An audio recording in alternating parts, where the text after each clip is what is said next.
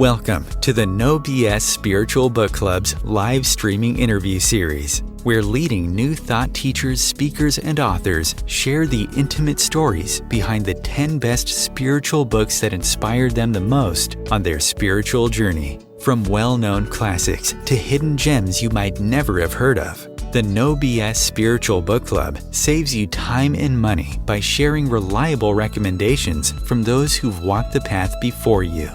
The No BS Spiritual Book Club, the only No BS guide to the best spiritual books to inspire your own journey of self-discovery.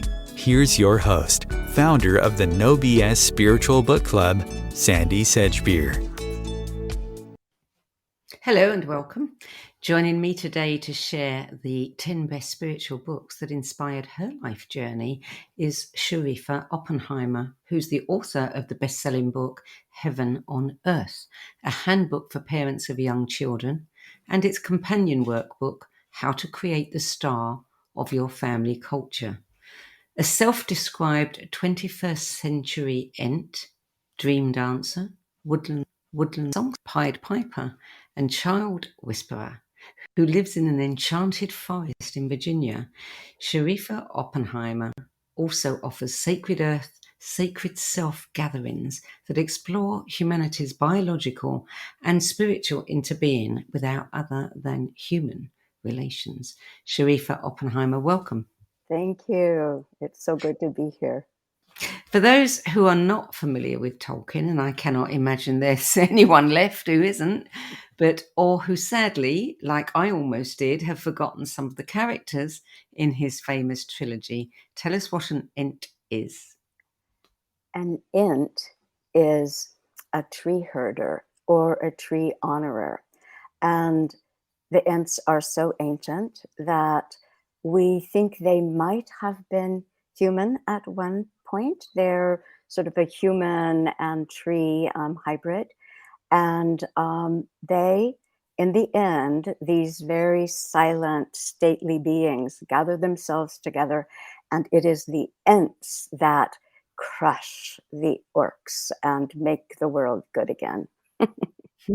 Yeah, yes, indeed. Now, you've said that when you were a little girl, you used to draw lots and lots of pictures, all of which included a tree, and you always hoped you would grow up to become a tree.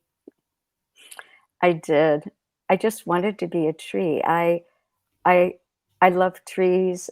I lived in my bedroom was a little tiny room tucked up under the eaves, and so I was right in the branches, and I would wake up in the morning and I could see the birds coming and see them nesting, and I just wanted to be a tree. I sat beneath trees, and it was a very long time before I allowed myself to know that I'm actually not going to get to be a tree this lifetime. Do you think that, one of the reasons we like books is because they come from trees? Oh, because of the leaves. I think Mm, so, and it's because of the wisdom. and the Because wisdom. those leaves they're always giving us wisdom. If only we could read that wisdom. So we read it in our own way. Thank you for that insight. That's Mm. why I love books. Yes. You said that you felt like a fish out of water when you were a child. You were always happiest, staying away from things like television and some of the newfangled things that appeared in the 50s and sitting quietly with a book Under a tree. under a tree. Yeah, yeah. Yes, or if it was, lights out time at night, hopefully I would have gone and captured some lightning bugs and put them in a jar, and then I would pull the sheet up over and read by the light of the lightning bugs. So, how challenging or how easy was it for you to pick 10 books out of all the books you've read in your lifetime? Oh gosh, at first I thought, wow, I don't think I could ever narrow it down to 10. But I just went through my bookshelves and they jumped out at me. Looking at the cover, looking at the title, and it would be like, oh, there's my old friend. Oh, I remember this friend. I remember this piece. So choosing them was they they chose themselves. They jumped up. Um, and then rereading them what a complete time travel. I was right back in the state of consciousness, the age that I was. It was a complete delight. Some of them are actually newish books. They come toward the end. And the way I arrange the books is in chronologic order. It's in the way that I met them. So, did you go back and meet them all again? I went back and I paged through, and actually the good news is I always write in the margin. I underline and then I write my own little interpretation. So I had the Cliff's Notes version for all of them. Okay, let's start with your first book, which is Seven Arrows by, see if I can get this one right, Hey You Most Storm. That's good. Yeah, that's right. Yeah. What an interesting name. Yes. Yeah. Yeah. So Hayumios Storm was the first native person to really uh, write in detail about the medicine wheel. And the medicine wheel is it is a symbol that the Plains Indian people use to carry a huge amount of transformational information. So it's usually laid out on the ground in stones, and like an icon on your desktop, you push the icon and then worlds open.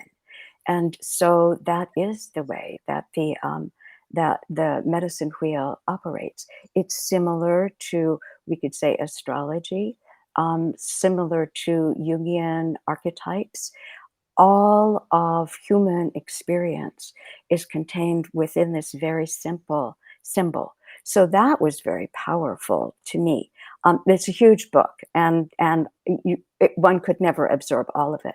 But what was most powerful to me is woven into this way of teaching were stories, and it was the traditional stories that were told. And I was very young; I was in my early 20s, and I was living at Lama Foundation, which is an interspiritual community in the mountains of New Mexico. The native people, the Tewa people, were close and in close relationship with Lama.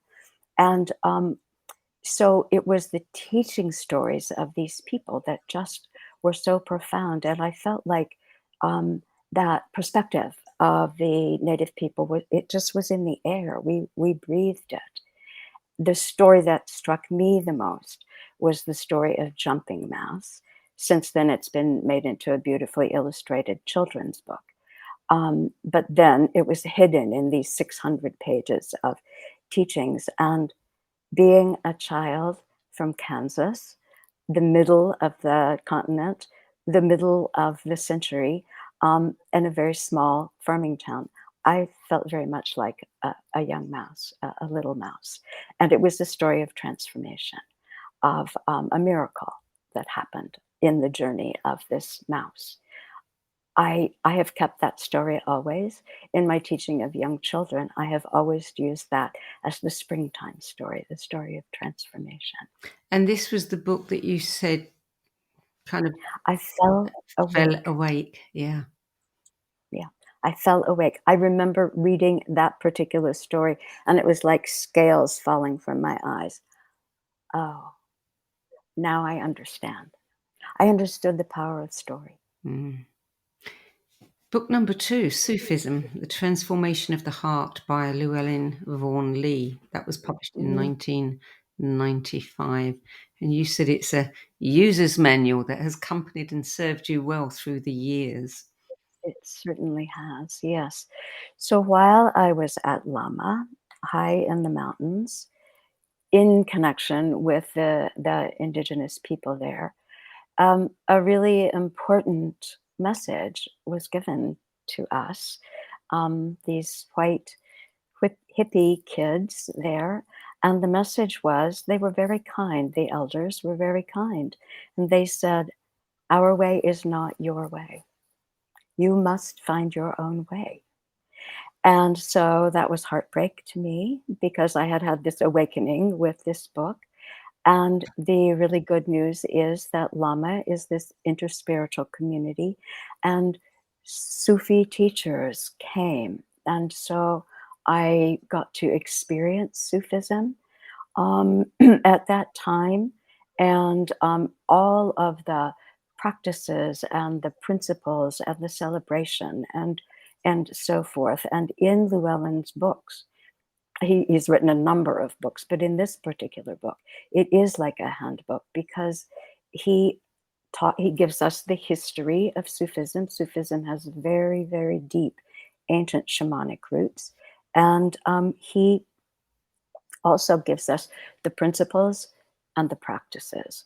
And the first principle is watch your breath.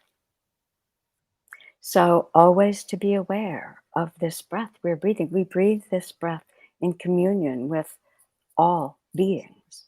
And the second principle is watch your step. So, notice how we lay our feet down upon the earth, press blessings down upon the earth as we walk, as we breathe. Very profound, very grounded kinds of teachings. The other, some of the practices, one practice is the practice of remembrance. Remember unity on the breath. Another practice is the practice of dream work. I had been a big dreamer my whole life. So this book it laid out in very clear languages, these practices and principles that have accompanied me for my life. Book number 3, I smiled when I saw this on your list. I think it's a wonderful, wonderful book. The Chalice and the Blade, Our History, Our Future by Riane Eisler, 1987. Yeah. So when I came across this, it was just such a delight because I felt like this addresses this childhood question that I had always had. I think since I was a teenager, since I was old enough to have these thoughts, and that is, how did we get in this mess? And how do we get out of it? And so, what Riane Eisler does in this book is she traces back, like she looks back in history at I think her question must have been, how did we get in this mess? So she traces far, far back in human history, back to Paleolithic and the Neolithic era, and the times when not just spiritual systems, but societies were structured on, what shall we call them? The principles of the earth, on the way that the earth operates, which is through collaboration, through cooperation, through sharing, and so forth. And she shows us how, particularly in Middle Europe, these societies flourished for thousands of years. They were stable for thousands and thousands of years.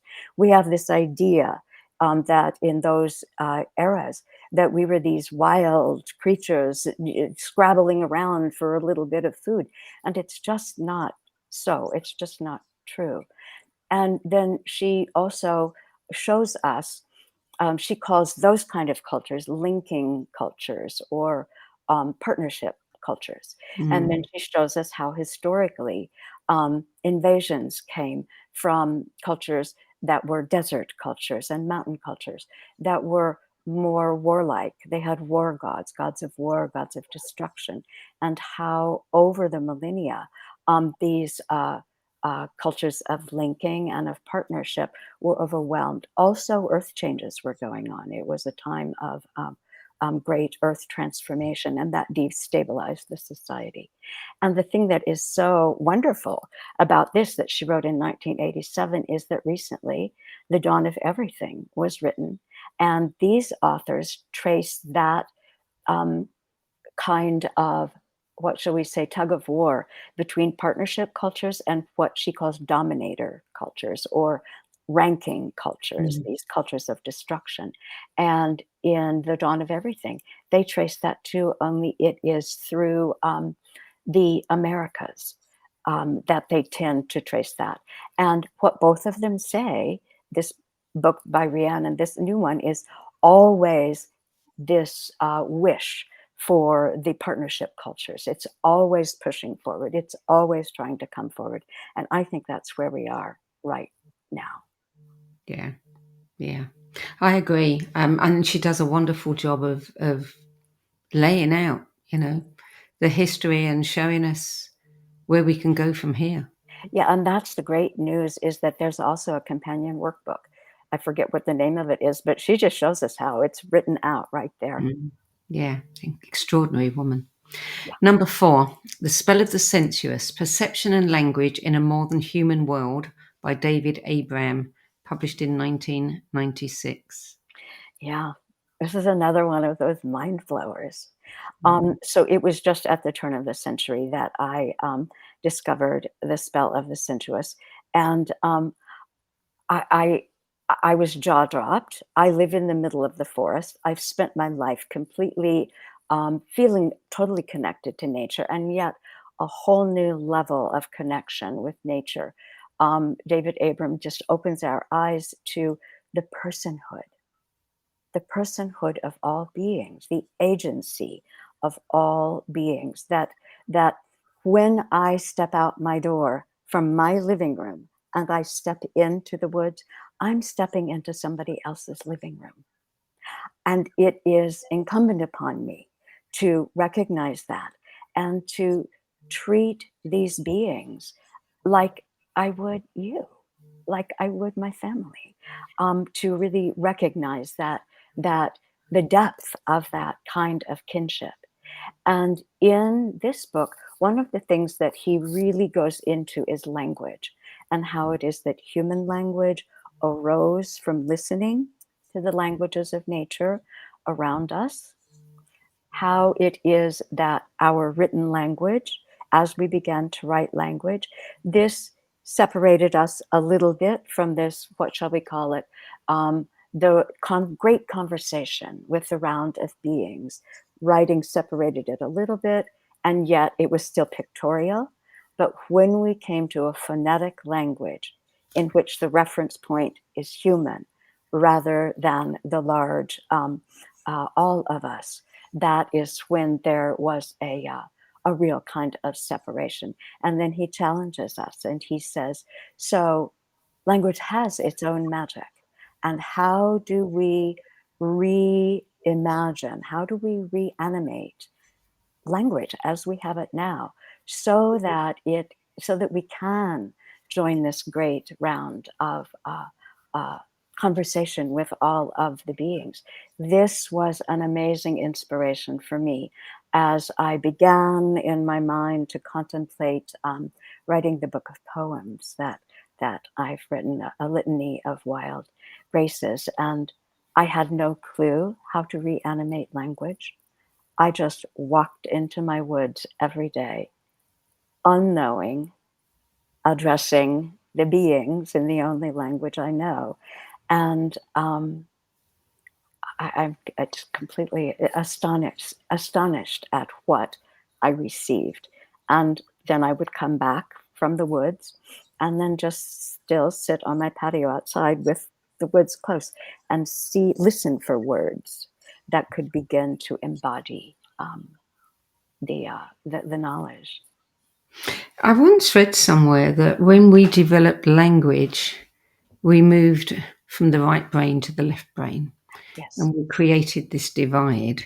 And when you think about, the pictorial, it's visual, it's right brain, and we lost connection with the meaning, with meaning. Yes, and we move into concepts. We have a concept of the world rather than a felt Yeah, experience. Yes. yeah.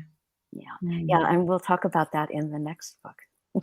The Biology of Transcendence, A Yes. Blueprint of the Human Spirit by Joseph Chilton Pearce.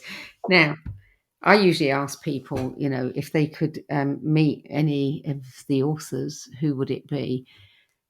If I could meet anybody, it would be him. Yep. Well, the astonishing thing is he was my neighbor. Oh, too Yeah, late. yeah. He lived not around the corner. It was a 15-minute drive, and his daughter was in the same grade class in the Waldorf classroom that my son was in.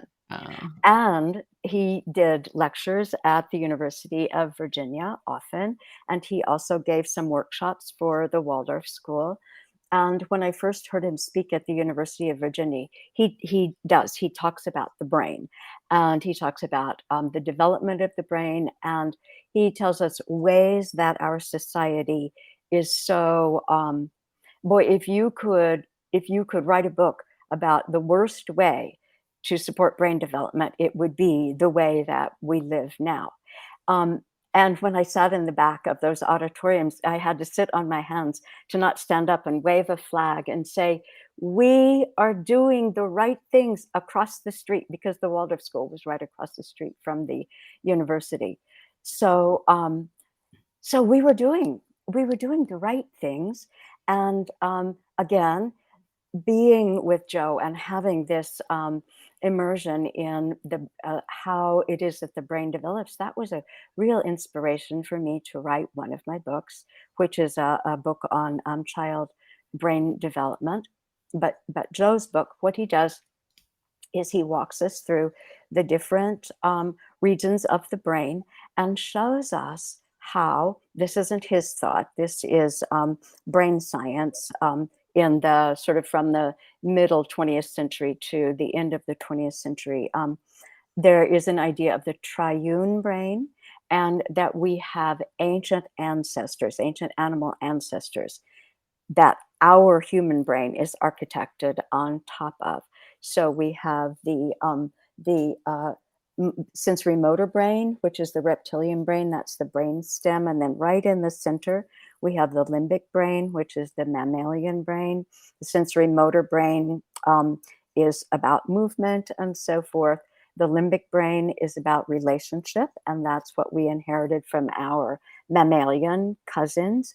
And then the thinking brain, the right hemisphere, as you said, which is very holistic and thinks in pictures and understands. It understands by a gestalt, by grokking the situation, by capturing it as a whole. The left brain, yes, began to develop later, and that is the brain that knows not by synthesis, but by analysis, by taking apart. And it's not that the left brain is the bad guy, it's that we use it incorrectly. We separate it from the right brain. And then there's the prefrontal cortex, and this is right in the center. This is where the third eye is, and this is what the 20th century brain scientists called the angel lobes, because this is where our most, what should we say, our highest ideals of humanity, the region that controls them is here.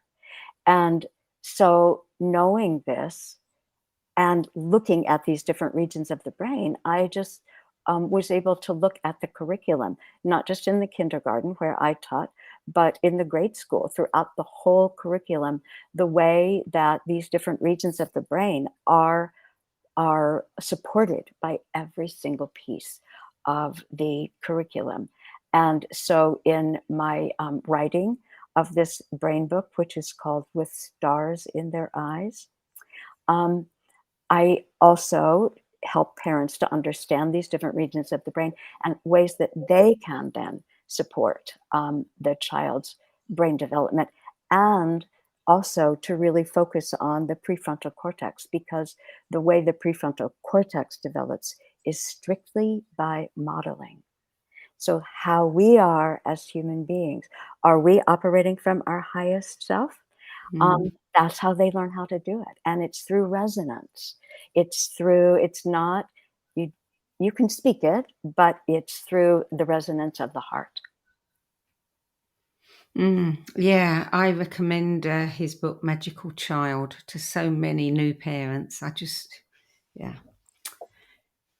Okay, well, we're going to take a short break now. We'll be back in a few minutes. You're listening to a No BS Spiritual Book Club interview, and sharing the 10 books that had the biggest influence on her life journey is Child Whisperer and author of the best-selling book, Heaven on Earth, a handbook for parents of young children, and its companion workbook, How to Create the Star of Your Family Culture. And the person we're talking to is Sharifa Oppenheimer, and we'll be back with more of Sharifa's 10 Best list after this break.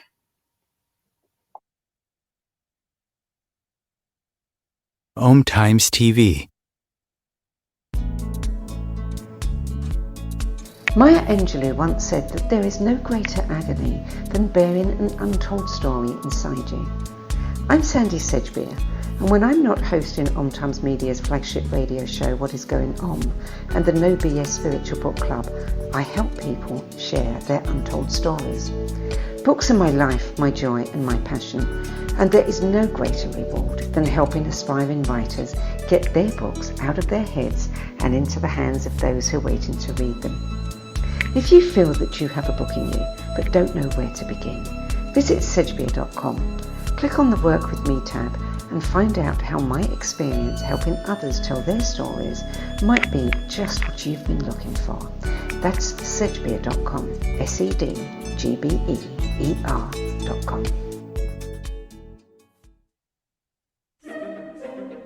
Imagine becoming a super influencer. Reinvent yourself, invest in your brand, and then manifest your success with a robust spheric approach. Om Times Media and Broadcasting offers a unique and multifaceted way to become the spiritual and conscious influencer you deserve to be by putting your message across our powerful platform with its proven record of integrity and excellence.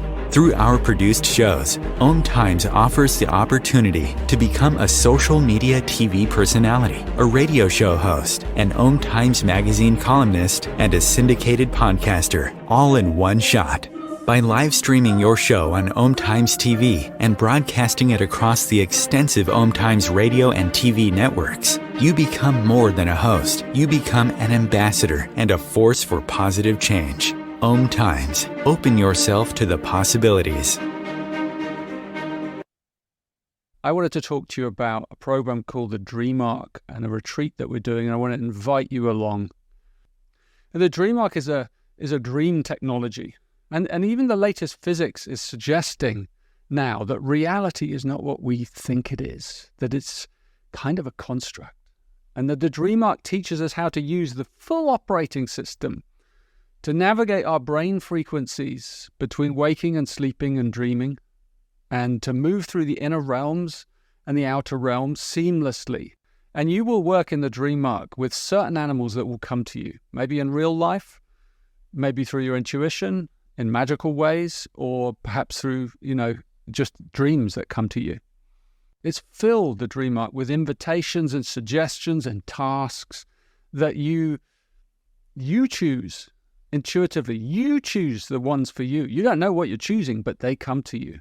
So please join us as we dive down the wormhole into the Dream Arc, and let's see what happens. There are 16 million children struggling with hunger in America. That's 1 in 5 daughters, sons, neighbors, and classmates who don't know where their next meal is coming from. Yet billions of pounds of good food go to waste every year. It's time we do something about it. Feeding America is a nationwide network of food banks that helps provide meals to millions of kids and families in need. Visit feedingamerica.org to help them feed even more. Together, we can solve hunger. Together, we're feeding America. Welcome back. Sharifa Oppenheimer, book number 6, Braiding Sweet Grass, Indigenous Wisdom, Scientific Knowledge and the Teachings of Plants by Robin Wall Kimmerer. This was published in 2021, so fairly recently. Pretty recently. Yes. So, Braiding Sweetgrass. I fell in love with Robin Wall Kimmerer's work, with her voice, even before I had heard her actual voice, just the voice in the book. When she tells the story, sort of an introductory story, she is an earth scientist, and she is a enrolled member of the Citizen Potawatomi band. And when she was a young woman, she was steeped in this deep indigenous tradition with her family, and she wanted to understand why it was that the earth was so astonishing. And so when she went to meet with her counselor right before school began, she sat down. This was, in the university, I can't remember which one, across the desk. And he said, "So tell me why it is that you want to be an earth scientist." And she said, "Really, the question I've always had is, why is it that the goldenrod and the purple phlox are so beautiful together in the meadows? What is it that creates that beauty?" And he said to her, "You are in the wrong department. You need to be over in creative writing, but this is not where you belong." Um, and I just thought, this is part of the problem. This problem we were talking a little bit earlier about separating, that we've become so completely separated from the earth. We live in these conceptual realms. And so it was Robin who then persisted with her studies, and she now teaches, she continues to teach, and she teaches in a very, very new way. So she does have all of the time in the classroom with her students, doing earth sciences. And then at the end of each semester, she takes the class out into the woods for a week.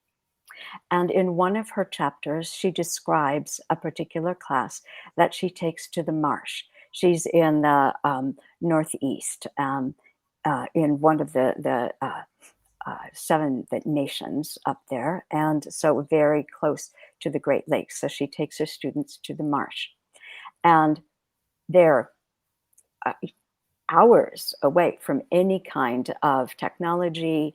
And there she's going to show them how everything they need to lead a good life is provided by the marsh, the generosity of the Mother Earth. And so they start out and they make a list of what they're going to need.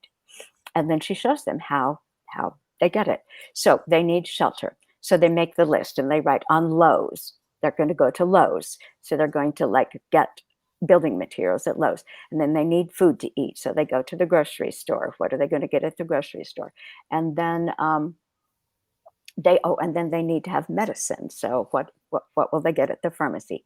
And then they get in the canoes and they go out into the marsh. And she shows them that for building materials, you take the marsh reeds, you bring them back, you process them in a particular way, you make this amazing structure that smells good, and you make the mats that are soft and bug repellent and everything. And then she takes them to the grocery store, so that into the marsh, and they end up having, what did she say? Cattail kebabs and pollen pancakes and roasted rhizomes. So she shows them how to harvest all of this food. And then they have to go to the pharmacy because the bugs are bothering them. So she shows them how the gel from the reeds is repellent. And they spend a whole week living in the marsh. And she just talks about how absolutely transformative this is for them.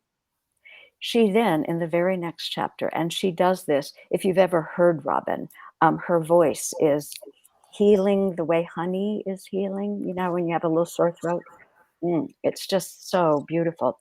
So, with this beautiful voice without rancor, the very next chapter, she goes into exquisite, terrifying detail about the century-long and continuing poisoning of Onondaga Lake and its watershed.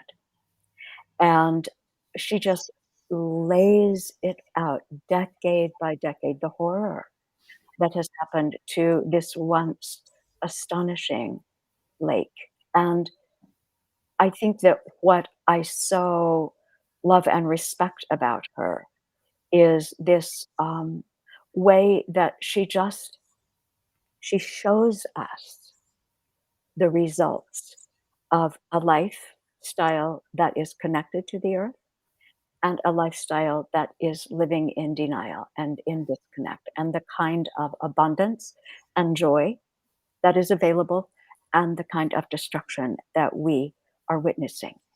And what she was the first voice in which I encountered this concept of two-eyed seeing, and so that is seeing with the eyes of traditional ecological knowledge and with the current scientific knowledge. And the good news is that currently science is beginning to catch up with Mm. traditional ecological knowledge. Mm. Sounds fascinating. Yeah, very, very beautiful book. You would love it. So, book number 7 is The Secret Teachings of Plants by Stephen H. Booner, published in 2004. Yeah, yeah, yes. So, what I really loved about this book was, I'm a child of the 60s and the 70s, and so I remember some of these old hippie expressions. You just have to go with the flow. And, um, oh, it's all about good, good, good vibrations. Well, what Stephen Buhner does in this book, it's in 2 parts.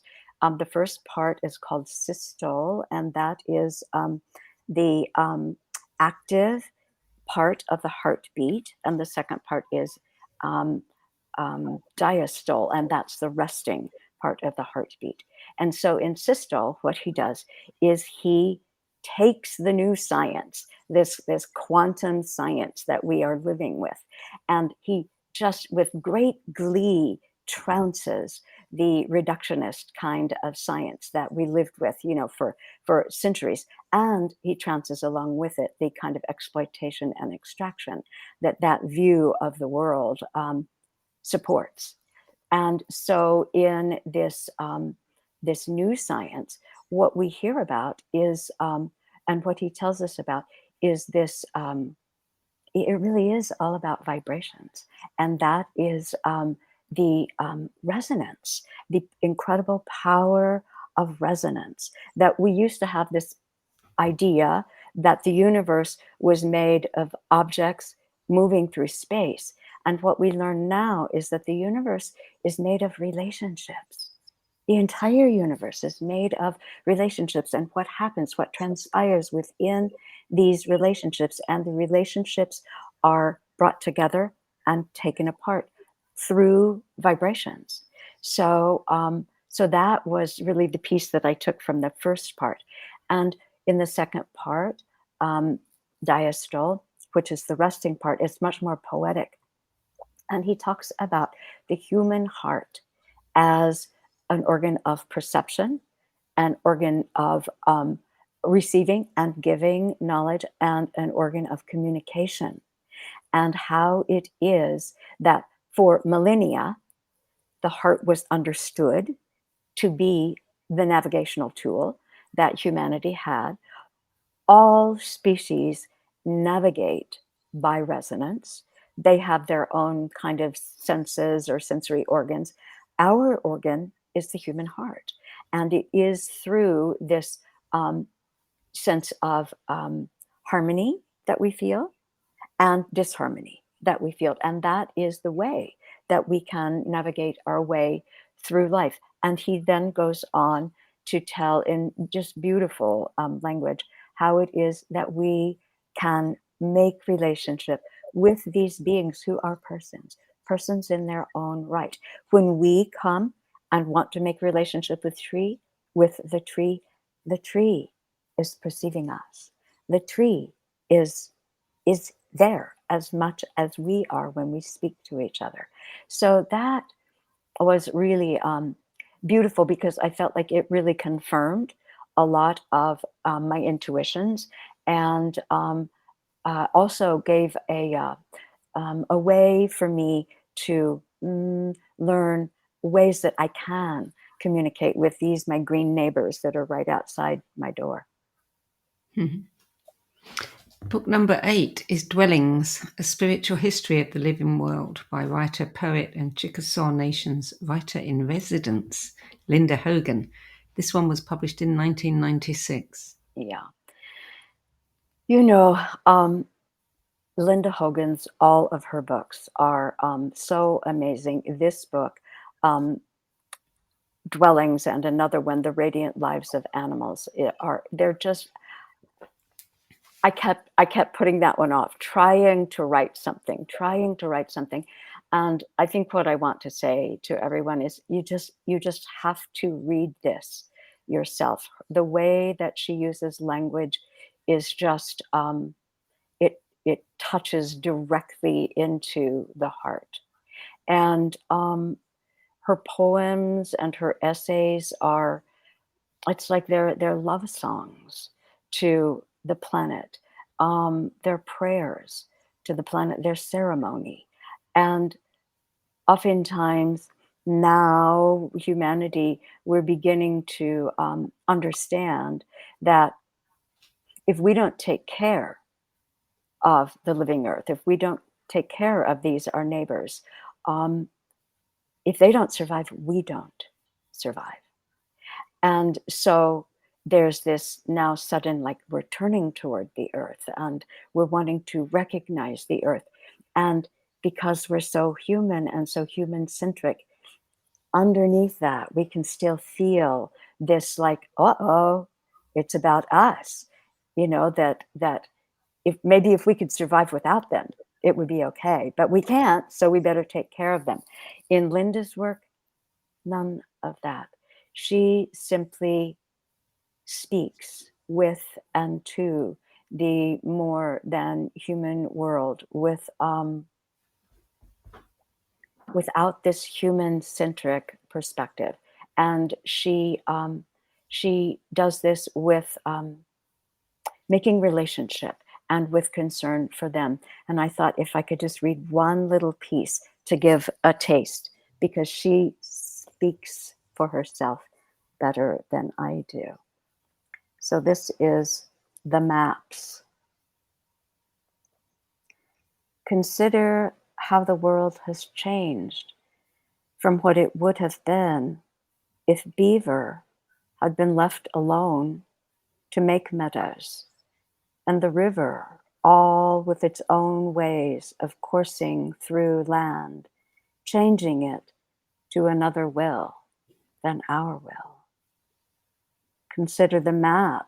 If we had used seed we saved in a dry cave, the bones of what would have been, our great mounds shaped like eagles, turtles, water spider, and that every 18.6 years moonlight still enters one location in its journey, stands still, and its light walks toward a great bowl of water filled with its radiance.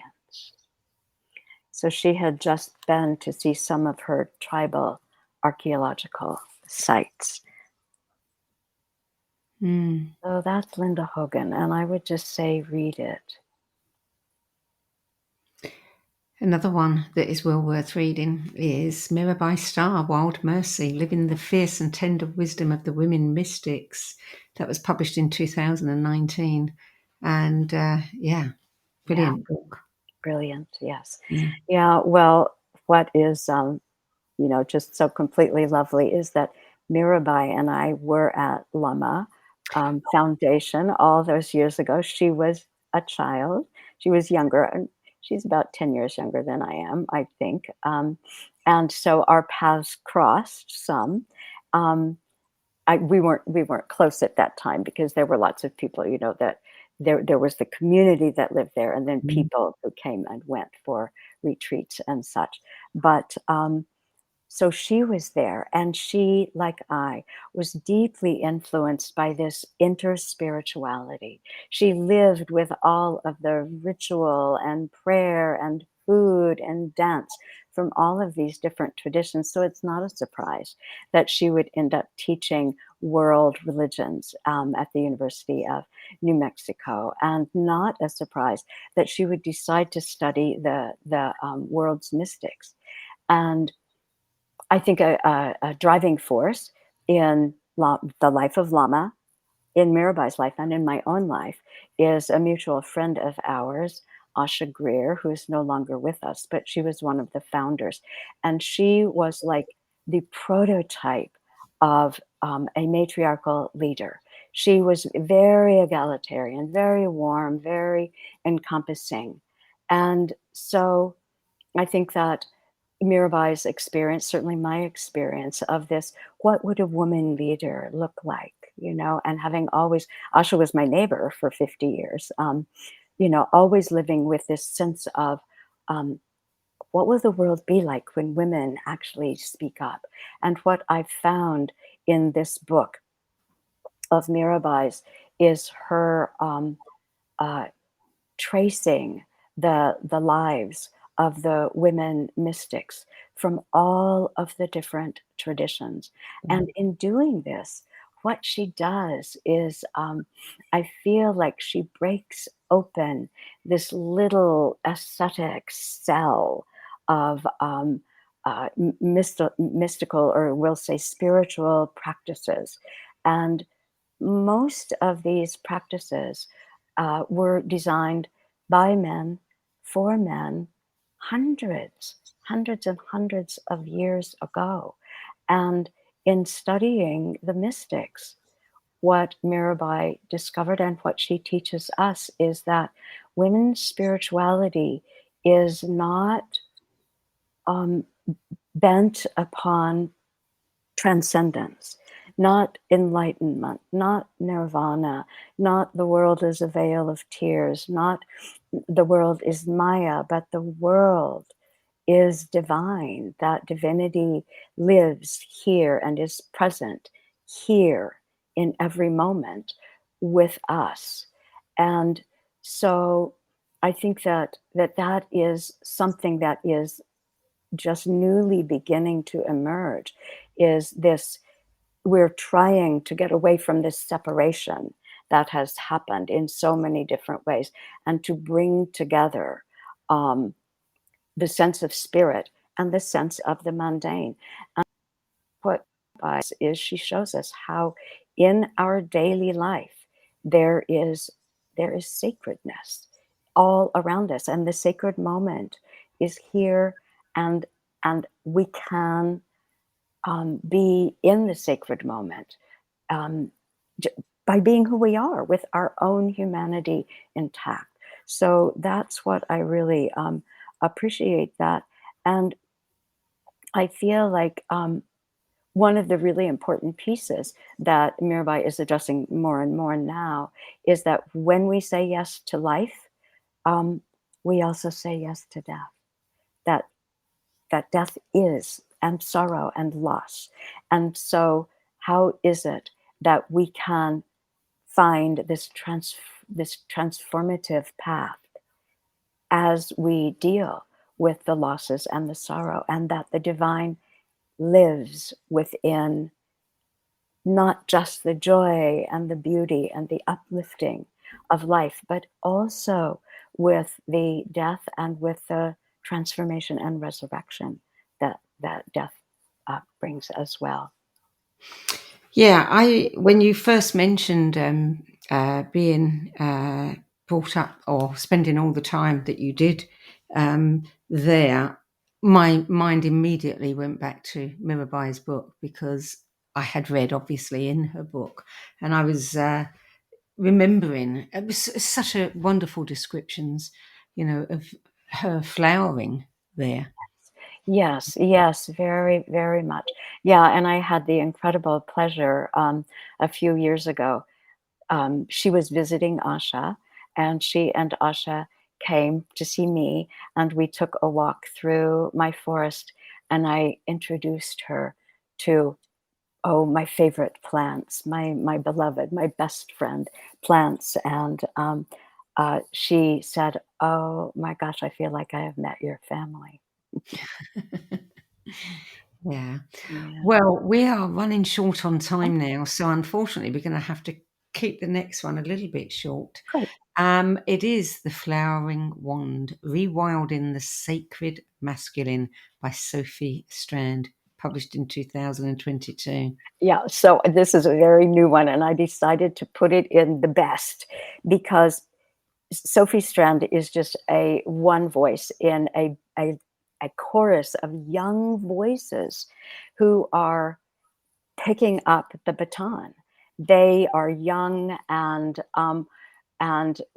with it, and they are the leaders of the future. And what Sophie does in this book is she takes us through the mythology that we have grown up with, which is a mythology of gods of destruction and gods of war and gods of separation. And she digs further back into history, and she brings us back to the origin of these male gods. And the origin of these male gods were not gods with a sword, gods with a blade. They were gods with a thyrus, which is a flowering wand. And the gods, in communion with the goddesses, were the ones who brought life and fostered life and celebrated life. And I just wanted Sophie's name to be in there because I hope that some young people will be listening and will just get her book and see, okay, so we have this history that we've been learning. It's not the bottom line. She takes us to a new and ancient level. I loved your description, and I would encourage anyone who's interested to go to the No BS Spiritual Book Club and read Sharifa's descriptions, because they're very powerful and they're very well written as well, and very evocative. So that is your 10 best list. We've got a couple of minutes where we can talk a little bit about you. I mean, you are the founding teacher of the Charlottesville Waldorf School. You've recently released a book with stars in their eyes, which is brain science and your child's journey toward the self.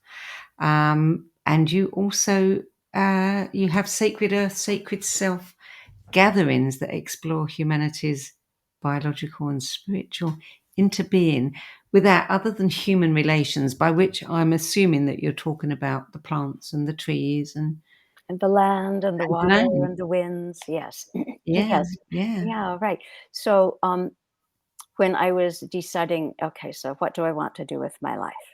I wanted to work with growing things. So it was either, do I want to work with children or do I want to work with plants? And I just love children. I don't know. Yeah. Children are the future. And so I chose to work They with are children. plants. They are plants. That's right. And so I spent 40 years doing that work, and with unbelievable joy, I learned so much during that time. And I have retired, and now I get to work with plants, except that I'm too old to just be in the garden. So what I'm doing is I'm working with wild lands, my wild land, and my new love is really exploring on a very personal and deep level, what does this mean to be in personal communion with the more than human world, with all of our green neighbors. And so for me, writing this, A Litany of Wild Graces, Meditations on Sacred Ecology, is my most recent book. And as soon as I retired, I just quickly, it's like opened up a new sheet of paper. It's like, now I get to do this. I've been waiting a long time. And as I said earlier, to learn how to reanimate words. And what I find is that the words, if the words are living up here, they're probably not worth saying. So to find these words, really, it's best if I'm in the natural world, if I'm outdoors on the patio, because I feel like the beings themselves are speaking. And if I can catch in their voice what it is they're wanting to say, then perhaps I can use English in a way that will open the hearts of the people who read these poems. They're poems and essays in the new book. So that's a little bit about me. And I do live in Enchanted Forest with my husband, and I have my sons all live close by, and one set of my grandchildren live across they over the river and through the woods to grandmother's house they go. So to grandmother's enchanted garden. Yeah, enchanted forest. Wow, I'll have to come see you. I want to I hope so. experience this. Yeah, it's been a real treat speaking with you, and I love the work you're doing, especially the work you're doing in helping us understand an awful lot more about our children, because we so badly need to. Absolutely. Can I say one thing? I do teach these Sacred Earth, Sacred Self classes online as well. Online. I figured out how to do it online so they remain alive and embodied. So Cool. Very, very cool. thank, Sharifa, thank you so much for joining us today. thank you. And I love your thoughtful, really beautiful. You've really immersed yourself in these books. It's like you're living them. I feel like it. They have been my guides. Yeah. Yeah. Thank you, Sandie. Well, thank you for sharing with us.